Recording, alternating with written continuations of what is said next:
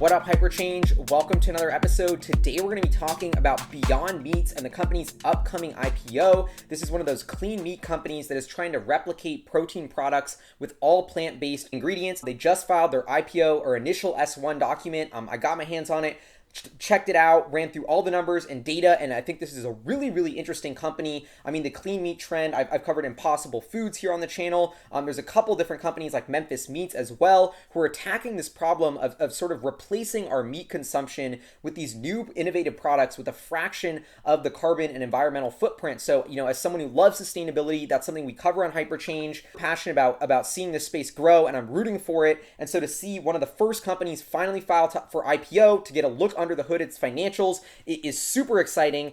So let's get right into it and talk about Beyond Meats. So Beyond Meats was founded in 2009 by Ethan Brown. The company has raised $72 million of venture funding to date, and they have a lineup of sort of meat replacement products. And so let's check these out. The first one is the Beyond Burger. This is sort of their flagship product. It's a hamburger, plant-based burger patties with 20 grams of protein, GMO-free, no gluten, no soy. This is what it looks like, sort of raw meat. This is a cut open version of it after it's been cooked. So as you can see, I don't know, honestly, making this episode made me kind of hungry, but this is their flagship product. One of their other main products here is the Beyond Sausage. So this is replicating sausage. They have like a spicy hot Italian and a sweet Italian flavor. I also think they have like a sausage breakfast patty thing. So this looks pretty good. I mean, once again, like sizzling in the pan right there. We got it cut open here. Like it looks really like meat. The next product they have is Beyond Chicken Strips. So a chicken strip replica, once again, all plant-based, 22 grams of protein. Then their third thing is beef crumbles, which I guess is basically sort of like the hamburger product, but just in crumbled version. So I think beef crumbles could also be a much improved name. I think they might want to switch that. But anyway, this is their product lineup. So they are making a variety of these plant-based products, selling them to both restaurants and retail stores. So now let's dive into the company's S1 IPO filing that they did with the SEC. The first thing is our brand commitment. Eat What You Love represents our strong belief that by eating plant-based meats, consumers can enjoy more, not less, of their favorite meals, and by doing so, help address concerns related to human health, climate change, resource conservation, and animal welfare. So this is sort of the ethos of Beyond Meats and a lot of clean meat companies, which is that we want you to still be able to enjoy that burger that you love. This whole issue of how do we eat less meat is very sort of hotly debated and contested because, we've been eating meat as humans for like thousands of years in so many cultures. It's a huge part of, Thanksgiving's right around the corner. Everyone gets a turkey here in the US. Like that's a huge cultural thing, like hamburgers and barbecues on 4th of July. Like Americans love burgers even year round. So like these are just cultural things that are very hard to overcome. And so a lot of these companies are trying to basically replicate those products, sort of like what Tesla did with the electric car. Like we're going to make it for a fraction of the environmental footprint, but it's going to be no compromises. You're still going to be able to drive the car you love. It's actually going to be a better product than the internal combustion engine. So that's sort of the goal here is, and that's what they say in this this part of the S1, which I wanted to highlight is eat what you love. Consumers can enjoy more, not less, of their favorite meals is the goal here. So I guess make them even cheaper than what the animal alternative would be.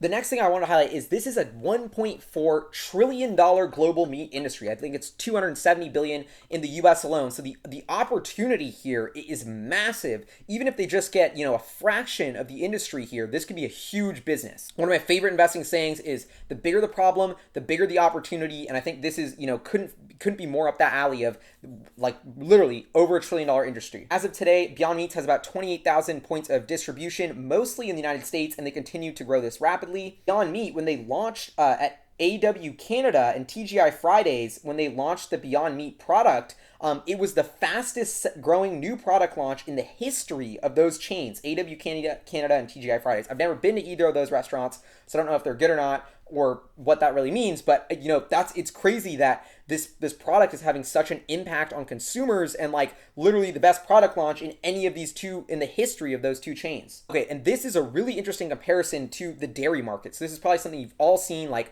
I live in New York, and when I go to the cafe, there's like oat milk, there's almond milk. Like some cafes don't hemp milk. They don't even have normal dairy milk because it's sort of like this new taboo. We want to healthier and more sustainable milk alternatives. And so they sort of make an interesting parallel here where the current size of the non-dairy milk category is equivalent to 13% of the dairy milk category. So non-dairy milk alternatives have taken 13% market share, and according to this report, the non-dairy milk category in the US is already a $2 billion industry. So this goes to, that's not the whole milk industry, just the alternative milk is already worth $2 billion in the US alone. So if you figure the alternative meat industry is a little bit behind that, that just gives you a scope of how much penetration it could hit. And they even make this comparison of like, okay, if the meat industry in the US is 270 billion and 13% of that switches over to these alternatives, that would be a $35 billion opportunity in the US alone per year.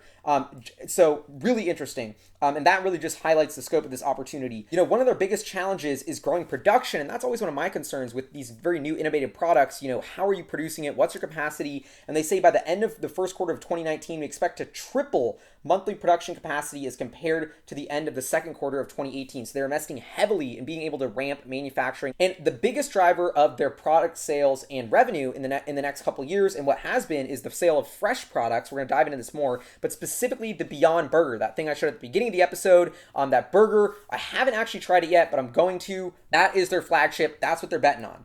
They also say our net revenue growth has been significantly constrained relative to what we believe is our total demand opportunity. So this is why they're investing in tripling production. They're basically saying here they're supply constrained, not demand constrained. Similar problem to what Tesla has. It's all about how much can we build because people just want this product, and our biggest limiting factor is our manufacturing. So I probably personally didn't expect this from Beyond Meat. Like I've seen it on some of the grocery shelves, and it just doesn't. I don't know.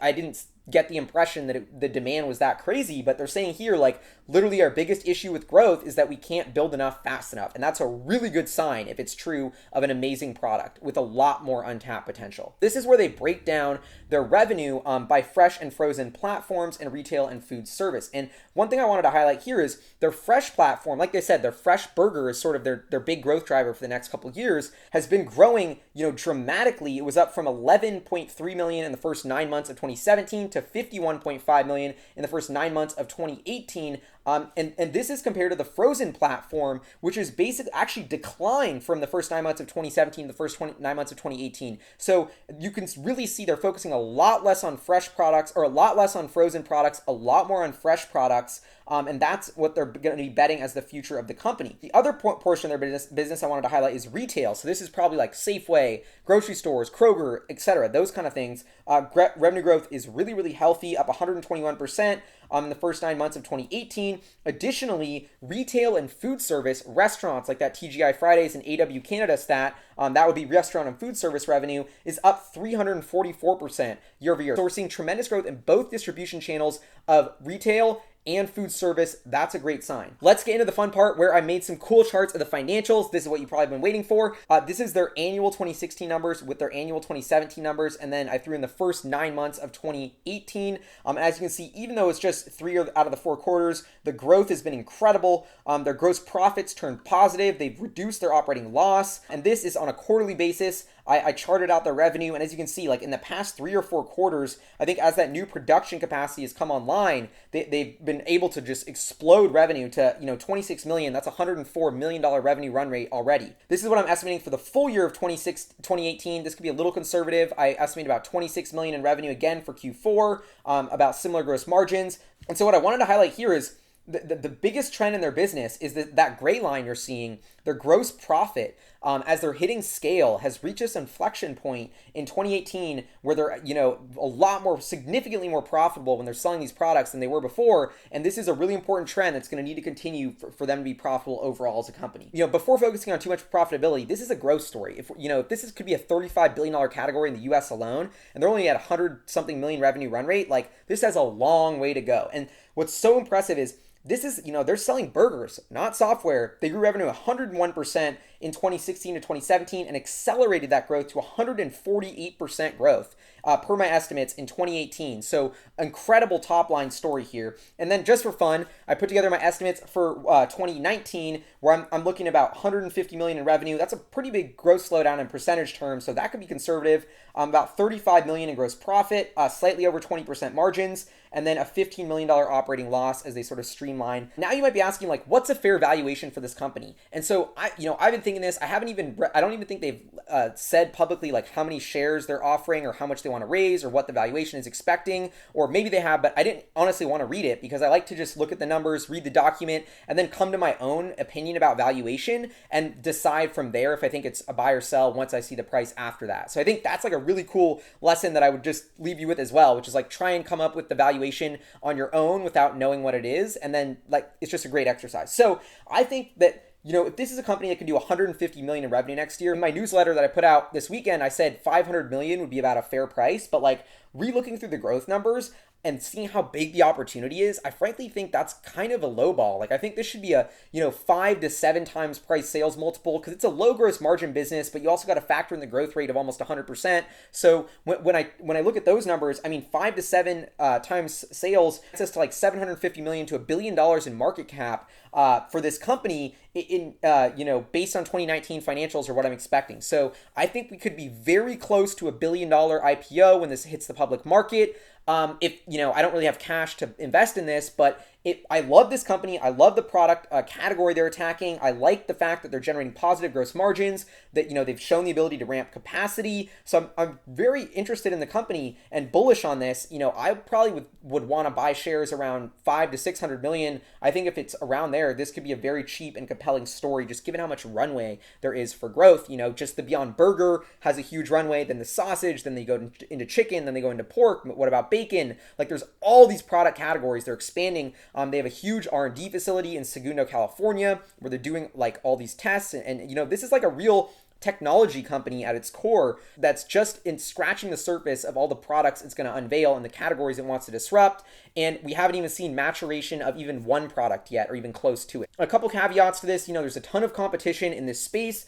Impossible Foods is probably the biggest competitor, which I made a bunch of episodes on. And they are actually going for like a different kind of approach where they use a little more science and they actually have meat that bleeds. So it's a lot more meat-like than this, or at least I think so. I've tried the Impossible Burger, which I think is great. I haven't tried this. So my next episode on Beyond Meats is I'm going to buy a couple of their products, cook them up, make an awesome video and like try them and really see if it's worth the hype, because they say their biggest problem is building more supply, but I'm honestly not convinced. And I really want to try the product myself and see if it's good before I'm totally sold on this story. That wraps up my initial review of the Beyond Meat IPO. Apparently, they're going to be IPOing soon under ticker BYND. To follow it on the channel, the first clean meat IPO. Please let me know what you think in the comments. Are you bullish? Are you bearish? Have you tried the product? So wanted to give a shout out to the Hyper merch. We have HyperChange merch that a ton of you have been asking for, is finally available on Cotton Bureau. 2 limited edition t-shirts, a limited edition sweatshirt. The designs are awesome. I did it myself. Definitely check those out and order them. They're only available for the next week or two on Cotton Bureau. Once they're gone, they're going to be limited edition. I'm never going to print more, so it's your chance to get some exclusive HyperChange merch. Support the channel. Link's going to be in the description. Anyway, this is HyperChange. I'll see you guys next time. Peace.